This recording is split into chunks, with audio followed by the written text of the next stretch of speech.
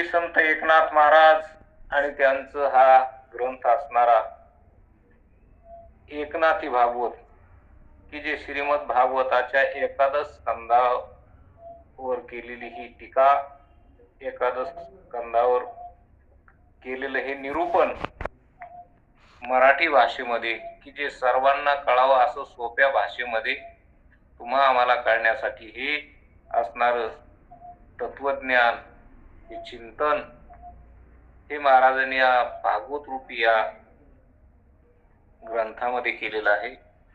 आणि त्याच्यातला आजचा हा दुसऱ्या अध्यायातला 29वा श्लोक, त्या श्लोकावर आपण गेल्या हप्त्यात चिंतन करत होतो. तर त्याच्यातल्या बऱ्याच ओव्याचं चिंतन झालेलं आहे आणि बाकीचं आपण पुढे घेऊ. की या श्लोकामध्ये नरदेहाचं महत्व सांगतात. राजा जनकाच्या सभेमध्ये किंवा राजा जनकाचे यज्ञ चालू होता आणि त्या यज्ञामध्ये हे असणारे 9 नारायण,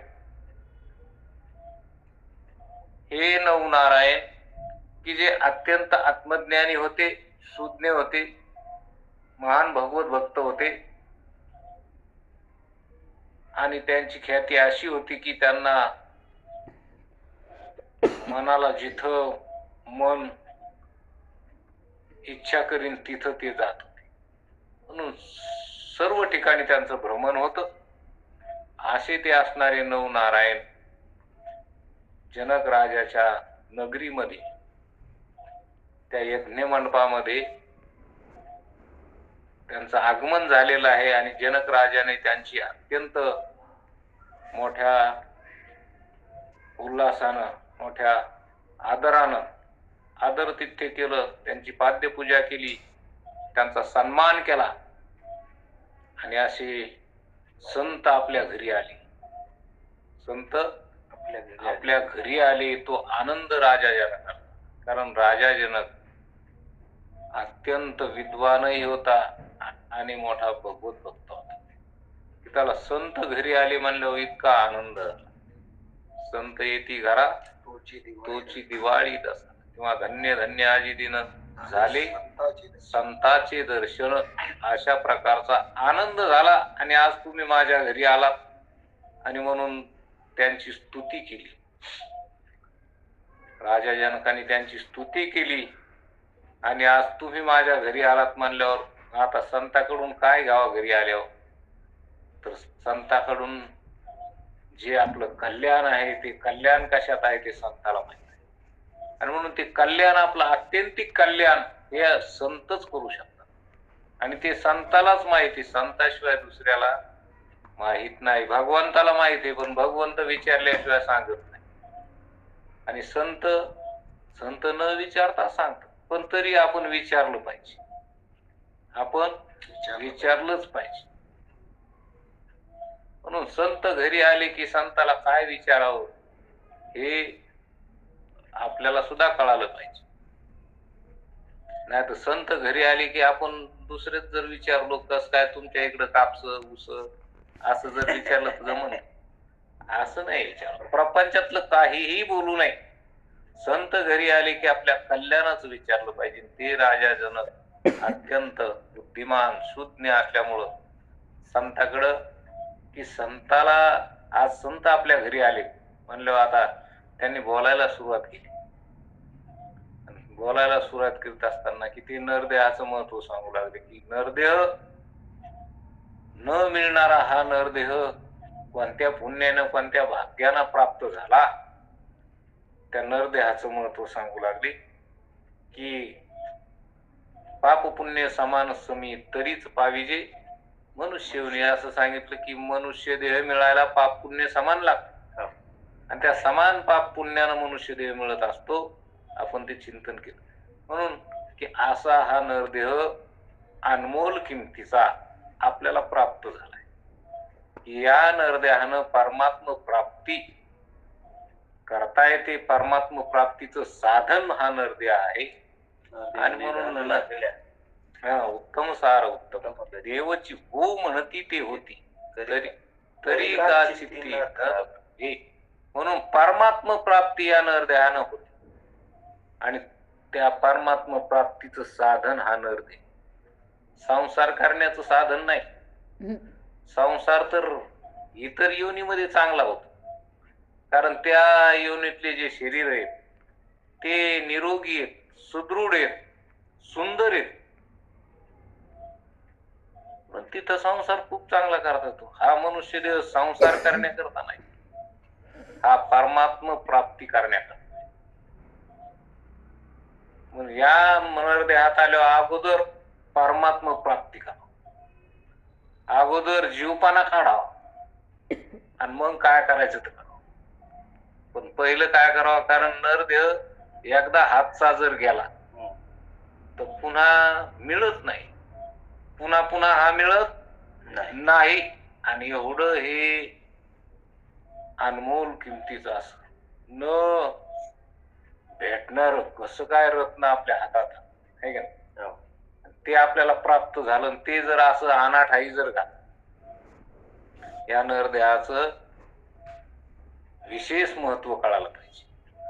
काय कळायला पाहिजे? विशेष महत्व कळायला पाहिजे. जर विशेष महत्व जर नाही कळालं तर मग तो आपण अनाठाई त्याचा वापर करतो. एक धनगराचा मुलगा होता आणि त्याला एक असा खडा सापडला. त्याने बघितलं की असा खडा कुठंच सापडला, म्हणजे असा कुठंच खडा नाही, असा लय चमकणारा कुठं आधी असा काही अजून आपल्याला दिसला नाही. पण हा कस काय सापडला? त्याने त्याला एक छिद्र पाडलं आणि शेळीच्या गळ्यात बांधला. शेळीच्या गळ्यात बांधला आणि मग तू चांगला दिसतो म्हणून त्याला चांगल्या आवडत्या शेळीच्या गळ्यात बांधला. रोज शेळ्या चारायचा. पण एक दिवस रस्त्याने शेळ्या जात असताना एक मुंबईचा सहज त्याचे पाहुणे त्या गावात असतील अशा हिशोबानं तो आलेला मोठा किदो जव्हेरी बाजारातला व्यापारी.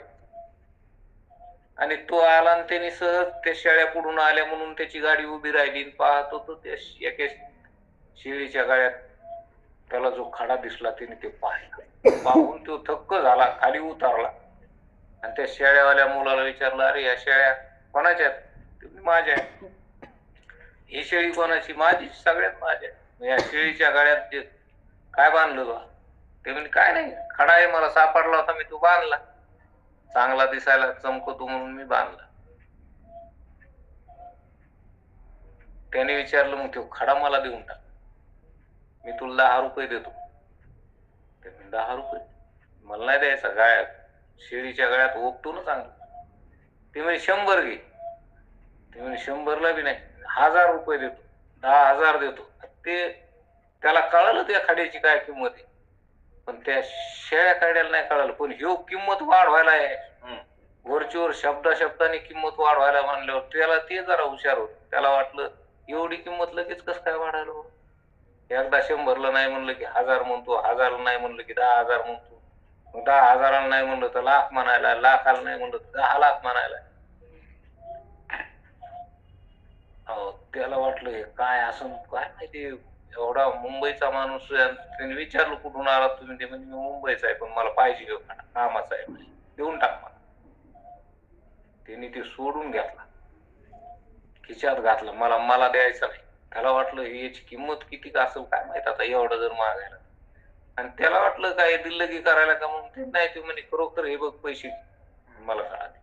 त्यांनी द्यायला नाही. आणि आपल्या जवळच्या एका चांगल्या हुशार माणसाला तिने ते नेऊन दाखलं, सांगितलं की माझा हा खडा 1 लाख रुपयाला मागितला, मी शेळीच्या गाड्यात बांधलेला होता.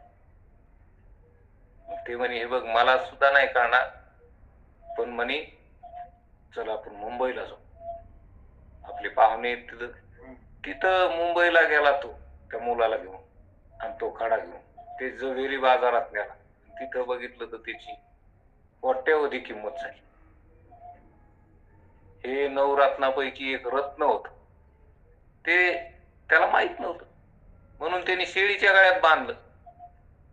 आता 9 रत्नापैकी एक रत्न, त्याची कोट्यावधी किंमत आहे म्हणल्यावर आता ते रत्न कुठं ठेवील तो? आता त्यांनी कोण्या कपाटात ठेवलं असं केवढी तिजोरी लागली असेल त्याला, कारण त्याचं विशेष महत्व कळा. ज्यांनी तो महत्व न कळाल्यामुळे कुठं बांधला, शेळीच्या गळ्यात, आणि आता महत्व कळाल्यावर मोठ्या तिजोरीत ठेवला. तसं आपल्याला नरदेहाचं महत्व कळालं जर नाही तर आपण ते विषयाच्या चिरवणी केली, आयुष्याची गाळणी विषयात घातला, प्रपंचात घातला, संसारात घातला. हा नरदेह म्हणजे की परमात्म प्राप्तीचं साधन आहे. की नरदेहाचं एकमेव कर्तव्य परमात्म प्राप्ती. जन्म मरण संपवून नाहीस करणं ह्या नरदेहाचं कर्तव्य. नरदेहात आले येण्याची शरीरा येणे सरी किंबहुना येर झारे शिरापड. म्हणून नरदेह अत्यंत मोलाचा आहे. आणि तेच जनक राजा सांगायला लागले की एवढा हा नरदेह आम्हाला अनमोल किमतीचा भेटला. आणि मग असा नरदेह भेटला, पण तो नरदेह भेटून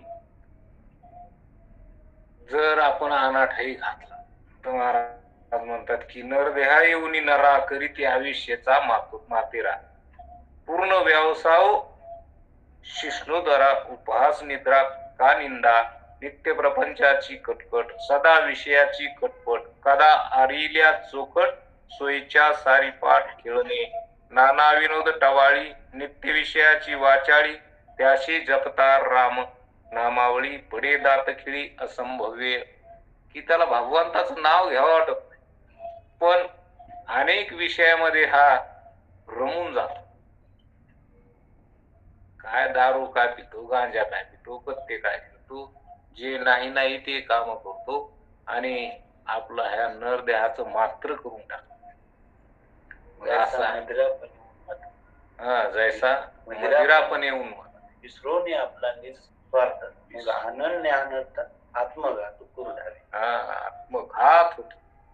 कारण असा हा नरदेह मिळालेला, आणि हा नरदेह मिळालेला जर अनाठाई घातला तर महाराज सांगतात की घरा आली कामधेनू दवडी तीन कोसवे म्हणून येते श्रीराम नाम उच्चारुणी नाडला जणू नरदेही करिता नरदेही अहंकार तो देहची क्षणभंगूर देही देहवंता भाग्य थोर जे भगवत पर भेटती. म्हणून की हा मिळालेला नरदेह थोडा सुद्धा वाया घालू नये, याच्यातला एक क्षण सुद्धा वाया घालू नाही. परमात्म प्राप्तीचं साधन आहे, म्हणून परमात्म्याचं चिंतन करा, परमात्म्याचं ध्यान.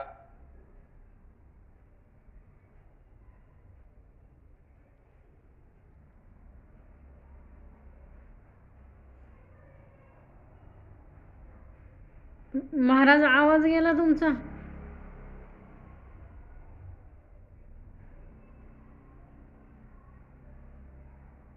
महाराज आवाज येत नाहीये.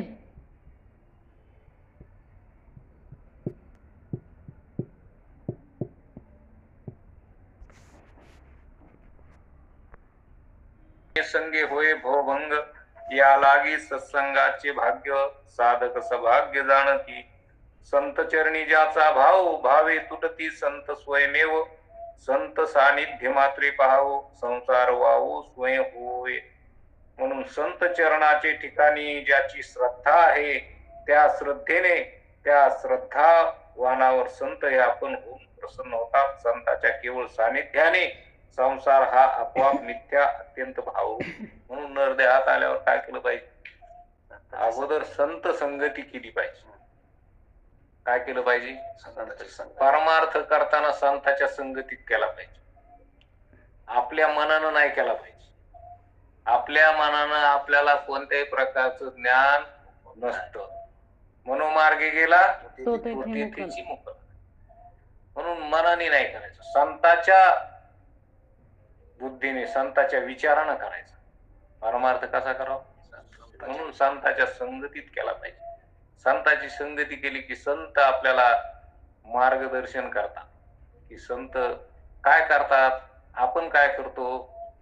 संत ज्या मार्गाने गेले ते आपण त्या मार्गाने गेलो पाहिजे. संताच्या हाताला धरून गेलो पाहिजे. मार्ग दावून गेले दयानिधी संत. किंवा स्वल्प वाटे चला जाऊ वाचे गाऊ विठ्ठल ही सोपी वाट आहे का नाही. याचा पदर धरा हम्म. धीमे देवी ऐसे पदराचे धनी संतांच्या संगती म्हणून नाना प्रकारच्या कामक्रोधी विकाराच्या द्वारा आणि शब्दादी स्पर्श स्त्री पुत्रादी विषय आणि वैदिक लौकिक कर्तव्य याच्या द्वारा संसार हा प्रभावीपणाने मनुष्याला पीडा देतो. पण ही पीडा संत संगतीत आलं की कोणत्याही प्रकारची पीडा राहत नाही. दिव्याची संगती घडली की काही शिल्लक न राहता कापुराची समाप्ती होते. त्याप्रमाणे संत संगती घडली असता क्षणार्धात संसाराची निवृत्ती होती. एकदा अग्नीचा स्पर्श कापुराला झाला की कापूर शिल्लक राहतो का? नाही. तसा एकदा ज्ञान प्रकाश संताची संगती झाली की प्रपंचच राहत नाही. प्रपंच हा नाही जाणार कधी पण संत संगतीत गेल्यावर होत. ते विचारानं होत. म्हणून संताची संगती केली की प्रपंच नसलेला प्रपंच जो आपल्याला दुःख देतो अज्ञानामुळं तो संताच्या संगतीत गेल्यावर राहतच नाही. म्हणून संत संगती अत्यंत महत्वाची आहे. स्वतःचे आत्यंतिक कल्याण कोणत्या साधनाने मिळवून घेऊ शकतो ते मला सांगा असं कोणी विचारलं? जनक राजा राजा जनकाने विचारलं.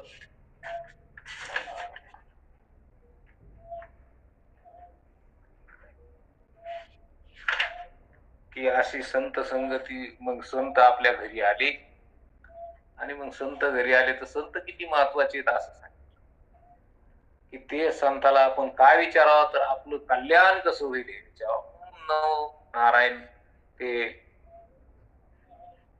जनक राजाच्या दरबारामध्ये आले, यज्ञ मंडपात आले आणि म्हणून त्यांनी मग जनक राजाची स्तुती केली आणि नरदेहाचं महत्व सांगायला सुरुवात केली की एवढा नरदेह मिळाला आणि या नरदेहात संत भेटले. काय भेटले? संत भेटले. संत भेटल्यावर काय आनंद आहे. संत भेटले.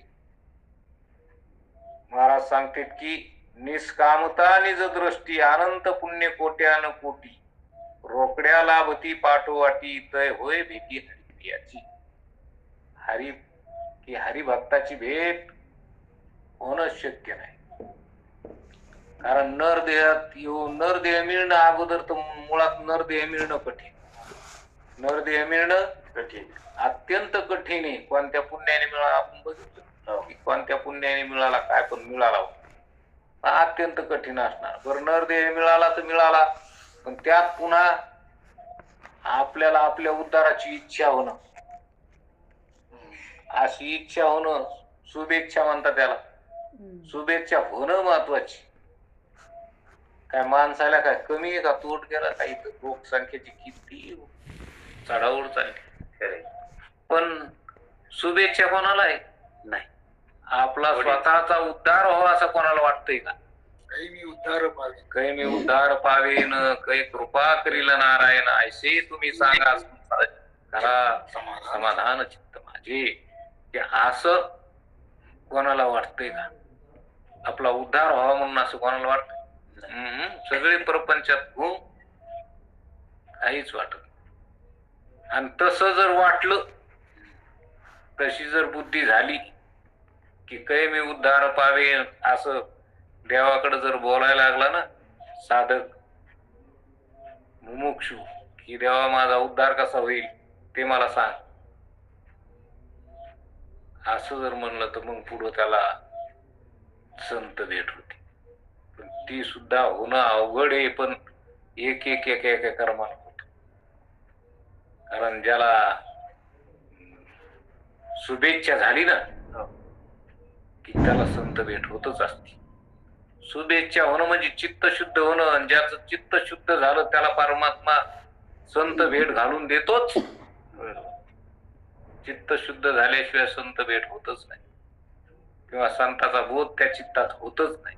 आणि ज्याचं चित्त निर्मळ झालं तिथं संत भेट झाल्याशिवाय राहतच नाही. होतेच. परमात्म्याने तशी व्यवस्थाच करून ठेवली. तुका म्हणे चित्त करा रे निर्मळ येऊन गोपाळ राहे तिथे तिथे परमात्मा तुमच्या हृदयात येऊन ना. त्यासाठी चित्त शुद्ध झालं पाहिजे. शुद्ध चित्त झालं की मग संत भेटत असते.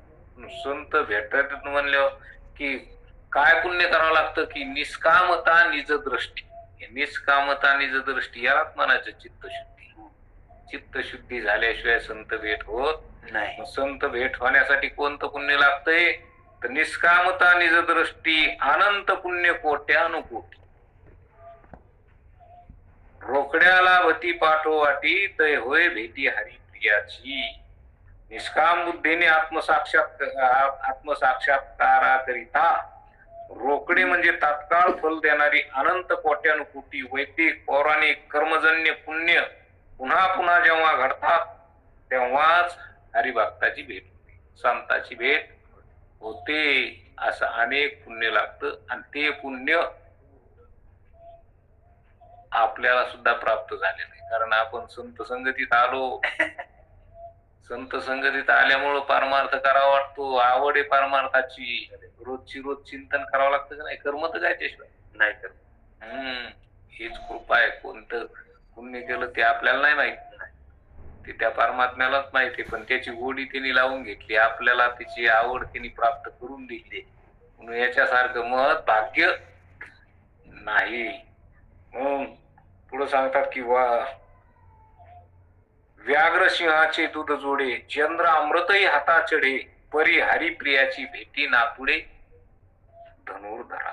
नातुडे किंवा नातुडे दुर्लभ भाग्य गाडे मनुष्य. आणि व विज्ञानेश्वरी बी आणि इथं भागवत असतो. पुन्हा अशा प्रकारचं की वाघीण आणि शिवीण याचे दूध मिळेल.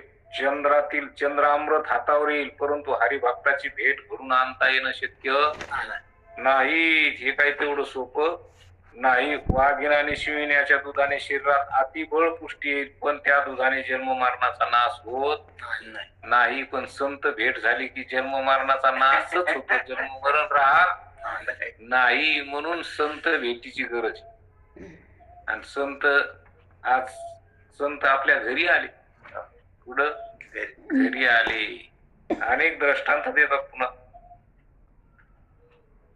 की जेव्हा हरिभक्ताची भेट होते तेव्हा संसारातील वैदिक दैविक आणि भौतिक यापैकी कोणतीही संकट बाधा करू शकत नाही. जन्म आणि मरण हे तर मूळ अविद्येसह नाहीसे होतात. दैहिक म्हणजे भौतिक, आध्यात्मिक आणि आदिदैविक हे 3 ताप त्रिविध तापाची झाली बोलून. देखिल्या चरण वैष्णवाची संताची भेट झाली की त्रिविध तापाचा नाश. जन्म मरणाचा नाश सहज होतो. अज्ञानासहित जन्म मरणाचा नाश होतो. आणि त्रिविध तापाचा शरीरच नाही म्हणल्यावर त्रिविध तापच नाही. असं संत भेटीनं होतं. म्हणून आज मी पूर्ण भाग्याने भाग्यवान आहे. कारण मी आज तुमचे दर्शन होण्याच्या योग्यतेस प्राप्त झालो आहे. तरी आता मनुष्याकरिता आत्यंतिक क्षम कोणते आहे ते मला कृपा करून सांगा. मनुष्याचा उद्धार कसा होईल, त्याचं कल्याण कसं होईल ते मला सांगा. त्यांनी माझंच विचारलं का सगळ्याच विचारलं? सगळ्याच. मनुष्याचं कल्याण कशात आहे ते सांग. म्हणून तुम्ही निष्पाप निर्मळ तुमचे निदर्शने तत्काळ नासती सकळ करिमळ ऐशे निज निर्मळ तुम्ही सर्व. स्नान केली या गंगा पवित्र करी सकळ जगा. ते गंगा ही निज पाप भंगा तुमचे चरण सांगा वाची. म्हणजे की तुम्ही आज तुमची भेट झाली की तुम्ही निष्पाप निर्मळ आहात. तर तुमच्या केवळ दर्शनाने सकळ कलिकालजन्य दोष नष्ट होतात. असे तुम्ही स्वाभाविकच निर्मळ आहात. कोणतेही दोष असले तरी संत भेट झाली की राहत नाही. जसं गंगेला स्नानाला गेलं की गंगाचं स्नान झालं की सगळं पाप धुवून जात आहे का नाही? म्हणजे गंगा पाप धुवून टाकते. पण संत भेटल्याने नुसतं पापच धुतल्या जातं का जन्म मरण राहत नाही? गंगा पाप धुवून टाकते पण जन्म मरणाचा नाश करू शकत नाही. पाप धुवून टाकलं तर पुन्हा करता येतं. गंगेची आंघोळ करून आलो पुन्हा होतं का पुन्हा होत नाही का? जातं, पुन्हा होतं. गंगेची आंघोळ केल्यावर जाईल हो, आणि पुन्हा आंघोळ करून वर आल्यावर पुन्हा जर तेच करीत बसला तर पुन्हा होईल का नाही? पुन्हा होतं. पण संत भेट झाली की जळतील राशी पातकांच्या, की पापांच्या राशी जळून जातात. संत संगतीत पापाच्या राशी जळून जातात. नाही जन्म मरण सुद्धा राहत नाही. अज्ञानासह जन्म मरणाची निवृत्ती होते, पण बाकी हे दुसरं कशानेच होत नाही. तीर्थानी होत नाही, कोणत्याही साधनानं होत नाही. पण संत संगती झाली की जन्म मरण मात्र राहत नाही. अशा प्रकारचं सांगायला लागली की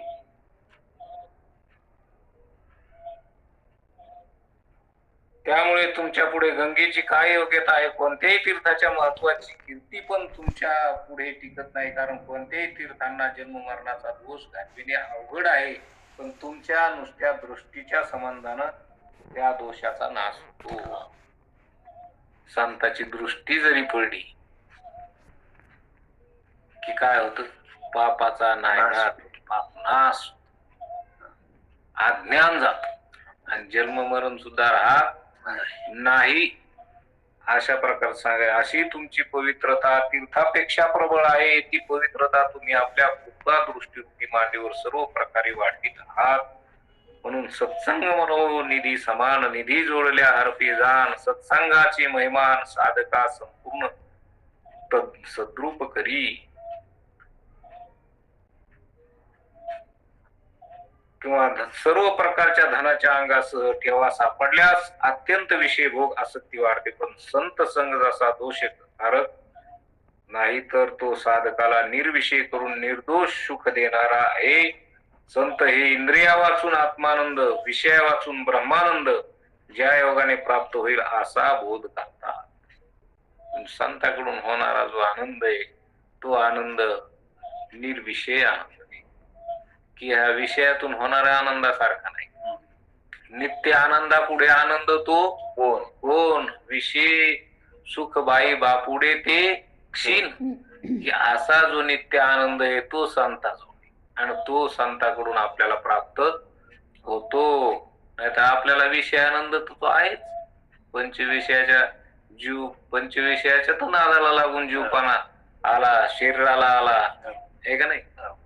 नित्य आनंद जो आहे तो ते आपलं स्वरूप आहे. ते संत सांगतात, ते संताजवळ आहे. अशा प्रकारचं संत बोलतात. एक निमिषभर सत्संग जर झाला तर त्या योगाने संसाराचा नाश होतो. म्हणूनच सत्संगतीचे भाग्य किती मोठे आहे हे भाग्यवान साधकच जाणतात. म्हणून संत चरणाच्या ठिकाणी ज्याची श्रद्धा आहे त्या श्रद्धेने श्रद्धावानावर संत हे आपण होऊन प्रसन्न होतात. संताच्या केवळ सानिध्याने संसार हा आपोआप मिथ्या अत्यंत अभावरूप होतो. अशा प्रकारचा हा संसाराचा नाश संत संगतीनं होतो असं जनक राजा त्या नवनारायणा पुढे बोलू लागले. परिसावया भागवत धर्मी श्रवण अधिकारी असो जरी आम्ही, तरी कृपा करून तुम्ही सांगावे स्वामी सकळ धर्म. नवलया धर्माची ख्याती सप्रेम आदरिता प्रीती, तेने तुष्टोनिया श्रीपती ते सेवका हाती आपनिया. अजन्मया नामाची ख्याती वेदशास्त्री मिरवी श्रीपती, तो भागवत धर्माची या प्रीती सोबती जन्मपंक्ती भक्ताची. भागवत धर्म ऐकण्याविषयी आम्ही अधिकारी जर असू तर स्वामी महाराज तुम्ही कृपा करून सर्व धर्म सांगावेत. त्या धर्माची प्रसिद्धी फारच आश्चर्यकारक आहे. असं म्हणून भागवत धर्म काय आहे तो आम्हाला सांगा. कोण म्हणाले? राजा जनक राजा प्रश्न करायला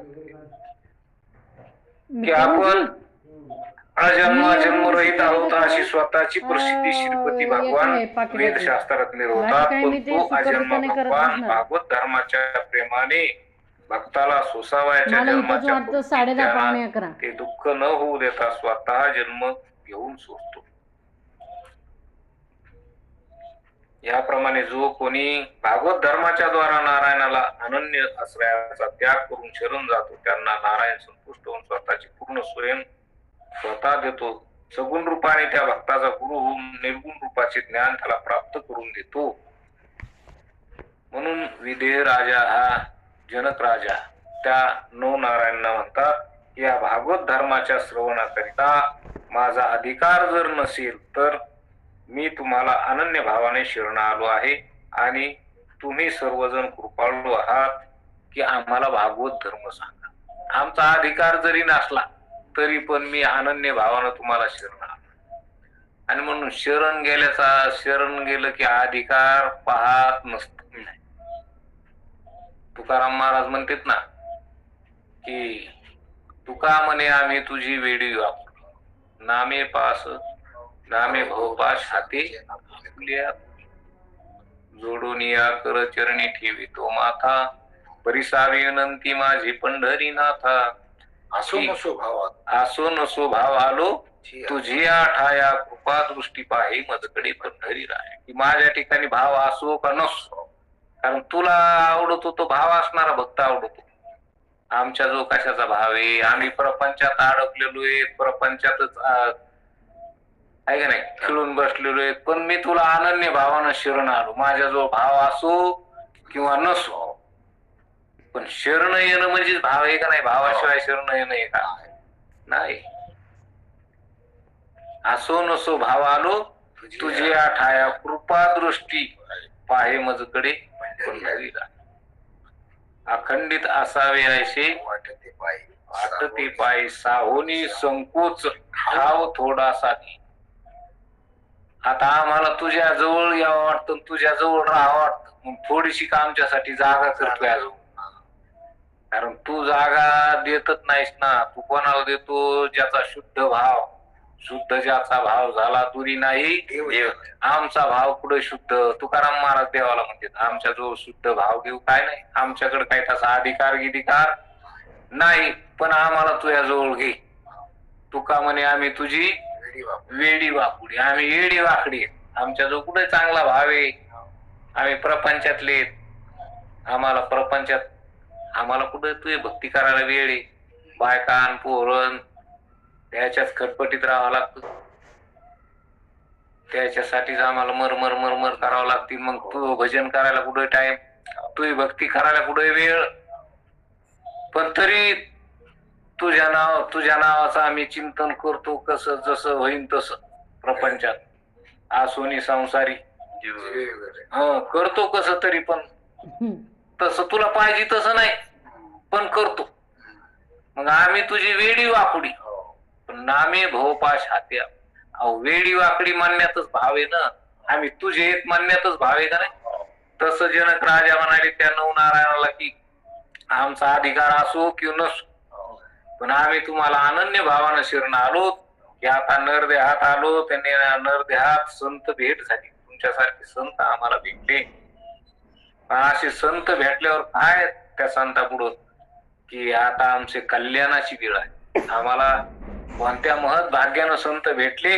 आता आम्हाला भागवत धर्म काय ते सांगा. की मनुष्य देहात आल्यावर मनुष्याचं कल्याण कशात? कारण इतर देहात कल्याणाची काही सोय नाही, पण आता इथं कल्याण होत ते संताकडून होत, भगवंताकडून होत. आता संत भेटणं महत्वाचं आहे. नाही भेटले तर नरदेव येऊन बी वाया जात. पण आता संत भेटले म्हणल्यावर मग त्या आनंदाला पारावर आहे का? नाही. संत भेटले मग त्या संताकडे काय विचारावा? तर महाराज म्हणतात की आम्हाला मनुष्य देहात आल्यावर कल्याण कशाने होईल ते सांग. म्हणजे आम्हाला भागवत धर्म सांग. की आम्हाला परमात्मा काय आहे ते सांगा. की ज्याला आम्हाला प्राप्त करायचं त्याच्याबद्दल सांगा. अशा प्रकारचं विचारायला लागले इथं की जेथे तुमची कृपा आहे तेथे जन्म मरण राहत नाही. ज्याच्यावर तुमची कृपा आहे त्याची सर्व प्रकारची संपूर्ण अधिकार सहज आपण होऊन सेवा करतात. तर मग मला तुमच्या कृपेचा वेगळा व भागवत धर्माविषयी श्रवणाचा अधिकार असत नाही असे निश्चितपणे जाणून मी तुम्हाला शरण आलो आहे. आपल्या ठिकाणी श्रवण करण्या इतपत ज्ञाते पण नाही, तरी आपण भागवत धर्म सांगा.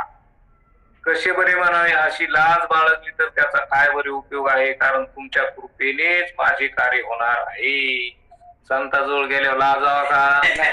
लाजू नाही. विचारलं पाहिजे आपल्या कल्याणाचं. नाही मी कसं बोलू त्याला आणि कसं विचारू त्याला. असं नाही संताबद्दल गेलं की आपला भाव आपली श्रद्धा त्याच्या चरणावर ठेवली पाहिजे आणि मला माझ्या कल्याणाचा मार्ग सांगा. आणि जे सांगत असतील तेच संत असतील, नाही तर कोणाच्या बी नादी लागताना ठेवताना पाय कोणाच्या पायावर डोकं, काय उपयोग नाही. असे थायल्या भरणारे कुठं संत असतील का? ते कल्याण करतील का? कोणाचं केलं? नाही नाही नाही. आता पुढे ऐकायला भेटून भागवतात निरपेक्षता आणि माझे मन, शांती आणि समदर्शन. पाचवे ते निर्वैर जाण, हे मुख्यत्वे पंचलक्षणे. एक निरपेक्षता आली हाता, पायी लागे सायुज्यता, हे पूर्ण ब्रह्माते ठसावे. ही एक निरपेक्षता जर अंगात असली तर त्याच्या सायुज्यता मुक्ती पायावर लोळण घेते.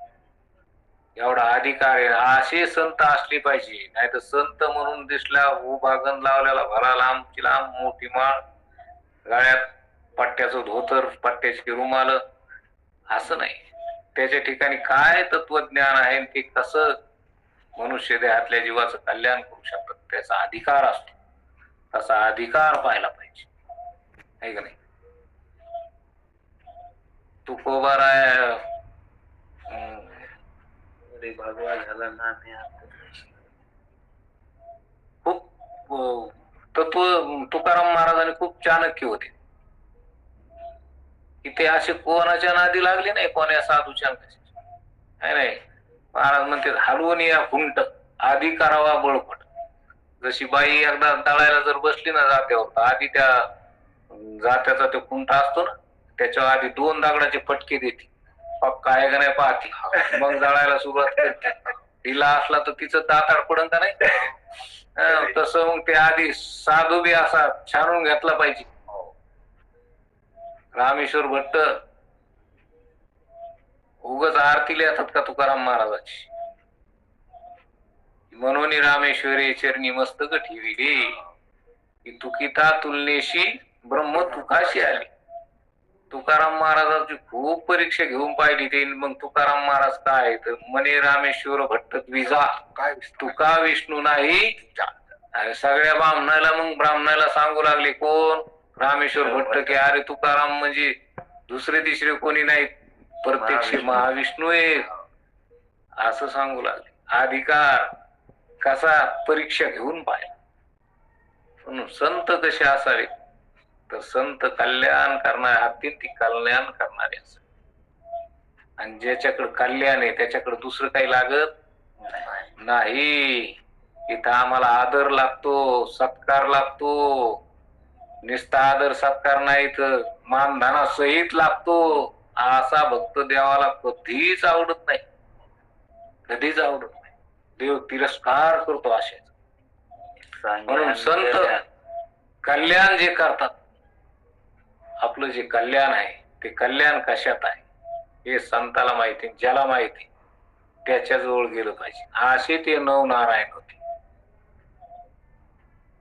आणि म्हणून राजा जनक तिथं जाऊन त्याला आता बोलतात आणि त्यांची स्तुती करून, नरदेहात आम्ही आलो, नरदेहाचं महत्व सांगून आम्हाला नरदेहात संत भेटले, हे आमचं काय भाग्य. या भाग्याने आम्हाला, ज्या भाग्याने संत भेटले ते भाग्य आमचं उदयाला आलं. आता संता पुढं प्रश्न विचारला, मांडला की आम्हाला भागवत धर्म काय ते सांगा. पुढं सांगतात की तुमच्या कृपेनेच माझे कार्य होणार आहे. याप्रमाणे विदेहाने जनकाने प्रार्थना करून त्या ब्राह्मणाच्या चरणांना वंदन केले. विदेहाचा तो नम्रपणे केलेला हा प्रश्न ऐकून 9 जणही संतुष्ट झाले. कारण संताला बी असं विचारलं चांगलं तरच संत संतुष्ट होतात. संताला दुसरं जर काही विचारलं, तुम्हाला किती पोरं आहेत, किती बायका आहेत, असं जर विचारलं तर ते जमन नाही. ते बाकीचं काही विचारू नाही, आपलं कल्याण कसं होईल ते विचारावं. म्हणून आता नारद म्हणायला लागले, नारद बोलतात कोणाला? वसुदेवाला सांगायला. कारण वसुदेवाने प्रश्न विचारला की मला भागवत धर्म सांगा, मला माझं कल्याण कसं होईल ते सांगा. म्हणून नारद महर्षी सांगू लागले. नारद महर्षी सांगतात की मी तुम्हाला एक नवनारायणाची कथा सांगतो. ऋषपुत्राची कथा सांगतो. ती ऋषभाचे पुत्र पहिला ज्येष्ठ भरत, त्याची कथा सांगितली. आणि मग हे मुख्य असणारे नवनारायण, की हे महान तत्वज्ञ होते, संत होते, भगवंताचे रूप होते ते, की नवनारायण होते ते, नारायणाचाच अवतार. आणि म्हणून ते आत्मज्ञानी असल्यामुळं ते सगळ्या विश्वात भ्रमण करणारे होते. म्हणून ते अशा महात्म्याची भेट राजा जनकाला झाली. ते नारद महर्षी वसुदेवाला सांगू लागले. नारद पुन्हा सांगतात पुढं, जो जगाची स्थिती गती जाणता, जो हरिहराचा पढियंता, तो निजात्म ज्ञाने पुरता, तो झाला बोलता नारदू. नारद म्हणे वसुदेवा, विधे प्रश्न केला बरवा, तेने परमानंदू तेव्हा त्या महानुभावा उलथला. संतोषिनी नवही मूर्ती, धन्य धन्य विदेह म्हणती, वृत्तीच जही सादर परमार्थी, सदस्य श्रवणार्थी अति तत्पर. ऐशी देऊनी अनुमोदन, बोलते झाले नवही जण, याची कथेची निज लक्षण, नव प्रश्न विदेहाचे. भागवत धर्म भगवत भक्त, माया कैशी असे नांदत, तिचा तरुण पाव येत केवी पावत अज्ञानी. येत कैसे असे परब्रह्म, कासया नाव म्हणजे कर्म, अवतार चरित्र संख्या परम. अभक्ता अधमगती कैसी, कोणी युगी कैसा धर्म, सांगावा जी उत्तम उत्तम, ऐशे नव प्रश्न प्रम. जनक सवर्म पुसले, ऐशे विधाचे प्रश्न अनुक्रमे नवही जण, उत्तर देता आपण तयात प्रथम प्रश्न कवी सांगे. म्हणून आता राजा जनकाने त्या नवनारायणा पुढे प्रश्न केला की आम्हाला भागवत धर्म सांगा, आमचं कल्याण कशात आहे ते आम्हाला सांगा. आणि असं म्हणून जनक राजानं 9 प्रश्न विचारले. त्या 9 नारायणाला प्रश्न विचारले, 9 प्रश्न विचारले. आणि त्या 9 प्रश्नाचं उत्तर 9 नारायण कसे देतील ते आपल्याला बघायचं. की काय प्रश्न विचारले, की भागवत धर्म म्हणजे काय, पहिला प्रश्न. दुसरा, भगवत भक्त कोणाला म्हणावे, माया म्हणजे काय, माया तरण्याचा उपाय काय, ब्रह्म म्हणजे काय, कर्म म्हणजे काय, अवतारलीला काय, अभक्ताची गती काय, युगानुक्रम, असे 9 प्रश्न हे 9 नारायणाला विचारलेले आहेत. आणि असे 9 प्रश्नाचं उत्तर ते 9 नारायण सांगतील.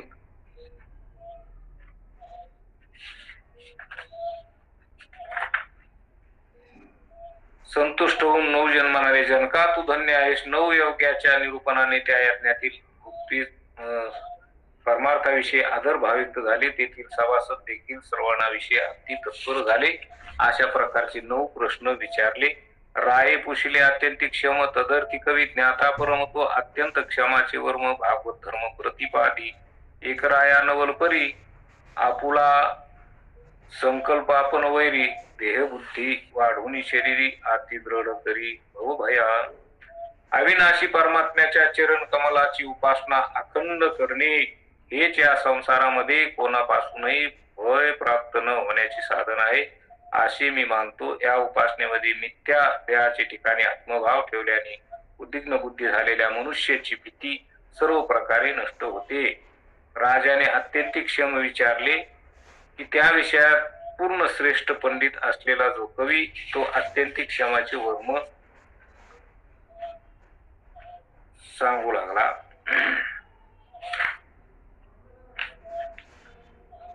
ज्याच्याजवळ देहबुद्धी देहात्मबुद्धी असते त्याला कधी सुख प्राप्त होत नाही. ज्याच्याकडे देहबुद्धी आहे त्याला कधी सुख प्राप्त होत नाही, कारण देहबुद्धी ही दुःखाला कारण आहे. देहबुद्धीजवळ दुःखाच्या राशी आहेत.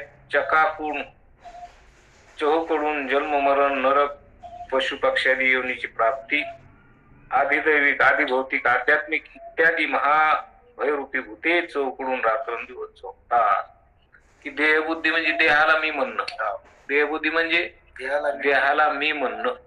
देहाला मी म्हणणं आणि देहाला जो मी समजलं, ज्यांनी देहाला मी समजून जीवन जगतो त्याच्या जीवनात कित्येक प्रकारचे दुःख आहेत हे महाराज सांगते की त्याच्या दुःखाच्या राशी आहेत. त्याच्या काय दुःखाच्या राशी. मग चौकडून जन्म मरण, कशाचं दुःख? जन्म मरणाचं, नरक पशु पक्षादी योनीची प्राप्ती, 84 लक्ष योनीची प्राप्ती, किती दुःख भोगावं लागतं. आदिदैविक, आदिभौतिक, आध्यात्मिक अशा प्रकारची मोठमोठाली दुःख. आणि देहबुद्धी असलेल्या मनुष्याला भावी काळात आपत्ती येईल अशा फार मोठ्या चिंतेचे भय असते. ती देहबुद्धी त्याच्यावर हे करावे, भोगावे, व्हावे असे किंवा तसे नसावे अशा अनेक प्रकारच्या संकल्प विकल्पाचा त्याच्याकडे परिहार असतो की काय काय करावं आणि काय काय पुढं त्याला असं सुख प्राप्त होण्यासाठी त्याची इच्छा असते. पण देहाला मी म्हणणं सोडित नाही. देहाला मी म्हणणं सोडित नाही म्हणल्यावर मग दुःख, जन्माचं दुःख आहे, मरणाचं दुःख आहे, त्रिविध तापाचं दुःख. म्हणून देहबुद्धी हे दुःखाला कारण. वास्तविक पाहता देहबुद्धी दुःखाला कारण किंवा नसलेलं माझं म्हणणं, नसलेल्याला काय म्हणणं? माझं म्हणणं, शरीराला मी म्हणणं. आता शरीर पंचमहाभूताचे, शरीर पुढीलाचे वजे आपल्या माता, शरीर कशाचं आहे? पंचमहाभूताचं, पंचभौतिक.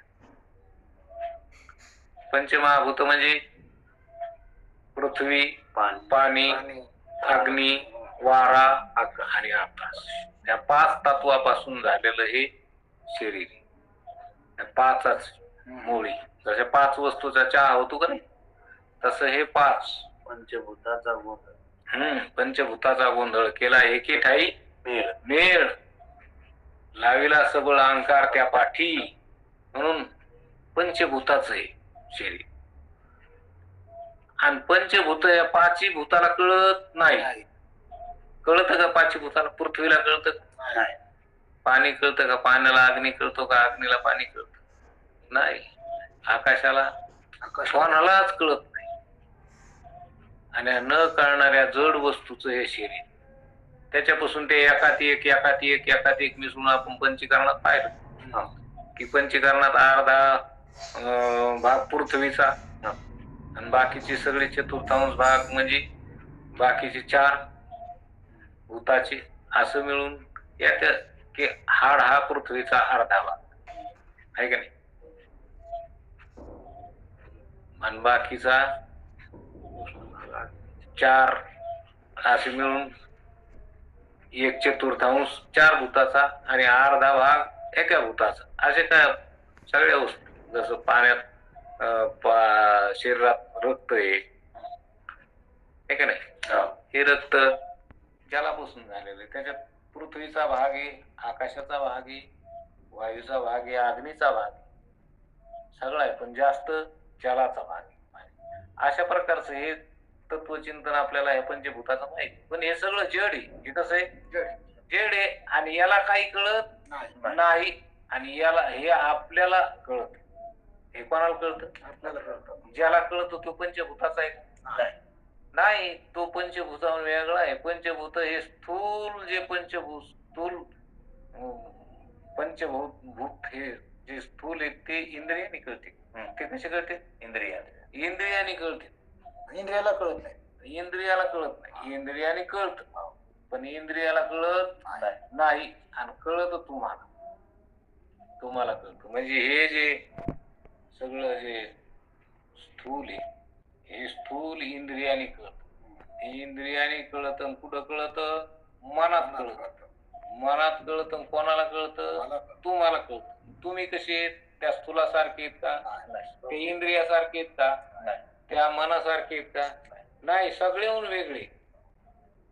मन सूक्ष्म आहे पण मन जड आहे. सूक्ष्म जड आहे. कसं आहे?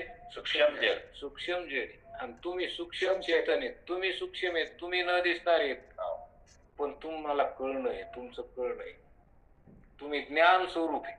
तुम्ही कसे ज्ञान ज्ञान स्वरूप आहेत आणि ते जड स्वरूप आहे, त्याला कळतच नाही. मग कळत नाही हा जड पसारा, आणि त्या जड पसाऱ्याचं हे शरीर झालेलं आहे. मग शरीर झालं तर आता जसं शर्ट कापसाचं झालं ना, हो शर्ट कोणाचं आहे? कापसात कापसाचं आहे का? शर्ट तुम्ही येत का?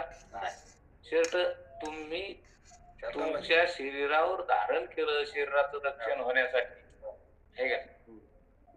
मग शर्ट तुम्ही येत का? कापसाचं आहे का? तसं शरीर हे तुम्ही धारण केलं, तुम्ही धारण केलं ते पंचभूताचं आहे का? तुम्ही येत का? नाही. शरीरावर आपण शरीराला जाणणार आहेत. शरीराला जाणणार आहेत, हे जाणणं पण आपलं आहे. जाणणे पण हे जाणणे पण आपलं आहे. मग ते काय असा नाही म्हणले, मग मी दिसत नाही, मी दिसलो पाहिजे. आता दिसलो पाहिजे असा आग्रह कशाला करायचा? आता ही वायरातली विद्युत दिसती का? तुम्ही कधी आग्रह केला का? धरून पाहिली की तिला? तुम्हाला कळत नाही का ती दिसत नाही, पण कशी तिला हात जर लावला जाणका कशी देईल? मग ती न दिसणारी वस्तू आहे, शक्ती आहे ती, आपल्याला कळत नाही, माहित नाही का? माहिती. तसं तुम्ही न दिसणारे, न दिसणारे पण जाणणारे, कळत ते तुम्हाला. आणि तुमचं कळणं हे तुमचं स्वरूप आहे. तुम्ही दिसणं हे स्वरूप तुम्ही दिसलेच पाहिजे असा काही आग्रह नाही. ते न दिसलं तरी पण कळत ना. काही बऱ्याच वस्तू न दिसतात पण तुम्हाला कळत का नाही? वारा दिसतो का? नाही दिसत, पण तुम्हाला माहित नाही का वारा? कळतो ना तुम्हाला. त्वचेला स्पर्श झाला की कळतो. बरं जाऊ द्या, हे तरी स्थूलच आहे. वारा स्थूल आहे, शब्द स्थूल आहे. शब्द दिसत नाही पण तुम्हाला कानाने ऐकू येतो. गंध स्थूलच आहे, गंध दिसत नाही पण नाकाने कळतो. रस स्थूलच आहे, दिसत नाही पण जिभेनं कळतो. मन दिसतं का? नाही. मन नाही दिसत. मन त्याच्यापेक्षा सूक्ष्म. आता तरी हे तरी शब्द तरी कानाने कळतो, गंध तरी नाकानं कळतो, रस तरी जिभेनं कळतो. जिभेनं चाटून पाहिलं की रस कळतो का नाही? नाकाने हुंगून पाहिल्यावर गंध कळतो का नाही? कानाने शब्द ऐकल्यावर कळतो, है की नाही? त्वचेने स्पर्श कळतो. मन कशाने कळतं? मग मन हुंगून कळत नाही, चापून कळत नाही, है का नाही? काय मन वाजवून कळतं का? त्याला आवाज नाही का? त्याला रसगीस चाटून पाहता येतो? मन इंद्रियाने कळत नाही. इंद्रियाने वारा कळाला, इंद्रियाने शब्द कळाला, इंद्रियाने गंध कळाला, इंद्रियाने रस कळाला, पण मन हे इंद्रिया वाचून आता मन इंद्रियाने सुद्धा कळत नाही. इंद्रिय तिथपर्यंत जात नाही, इतकं सूक्ष्म आहे. पण मग मन कळायला इंद्रिय नाही तर मग मन कळत नाही. कळत हा, मन तुम्हाला कळतं. तुम्हाला कळायला काय तिथं काय तुमच्या जो आहे का काही इंद्रिय काही लागले का? नाही. मन इंद्रिया वाचून कळत आणि ते तुम्हाला कळतं. कोणाला कळतं? आपल्याला कळतं इतकं. आणि मग मन सूक्ष्म हे तुम्हाला कळतं. मन मनाला नाही कळत. मन मनाला कळत नाही, तुम्हाला कळतं.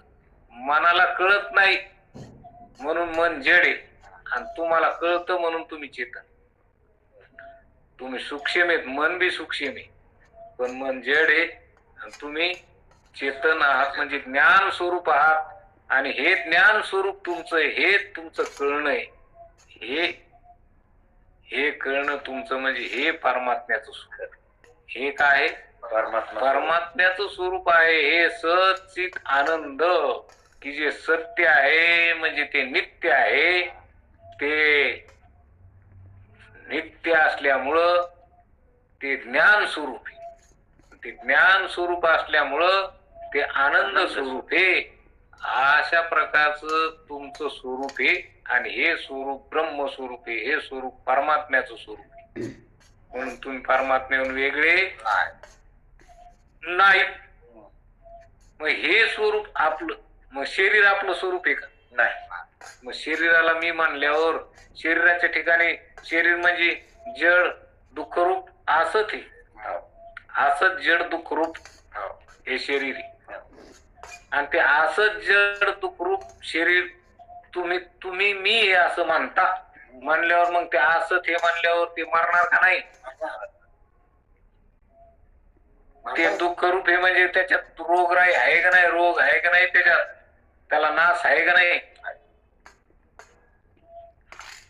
असं ते जड आहे त्याला कळत नाही आणि ते दुःख रूप आहे आणि हे तुमचं स्वरूप नाही. म्हणून तुम्ही शरीराहून वेगळे आहात, शरीर तुम्ही नाहीत. पण जो देहबुद्धीवर असला की त्याच्या माग महाराज म्हणते त्याच्या माग किती दुःख आहेत, किती पीडा आहेत, की देहबुद्धीची नारा मोजूनी माराव्या पायजारा. अरे देहबुद्धीवर म्हणल्यावर तुला खेटरानी वाजवायला कोणत्या देहावर राहावा का? मनुष्य देहात आल्यावर आणि इतर येऊन देहावरच होतो, कळत नव्हतं म्हणून. आता इथं कळतं का नाही? संतांच्या संगतीत आल्यावर आता लक्षात घेतलं पाहिजे की मी शरीराहून वेगळा आहे, शरीराला जाणणार आहे, मी शरीर नाही. आणि मग शरीर नाही म्हणल्यावर जन्म मरण कोणाचं आहे? शरीराचं बी खरं नाही, शरीराला कळतच नाही. शरीर जड आहे, हातात नेलेलं आहे, मुर्दा आहे ते, त्याला काय मरण कळत? आता हे काय माती आहे, मातीला मरण आहे असं म्हणावं का? ती कवा बी मातीची, तिला काय म्हणत? तसं ही मातीची ना कवा बी, हिला कुठं जन्म नाही. जन्म मरण तुमच्या अधिष्ठानावर ते आद्यस्त आहे म्हणून ते तुम्हाला कल्पना होती त्याच्यावर जन्म मरणाची. काय होती?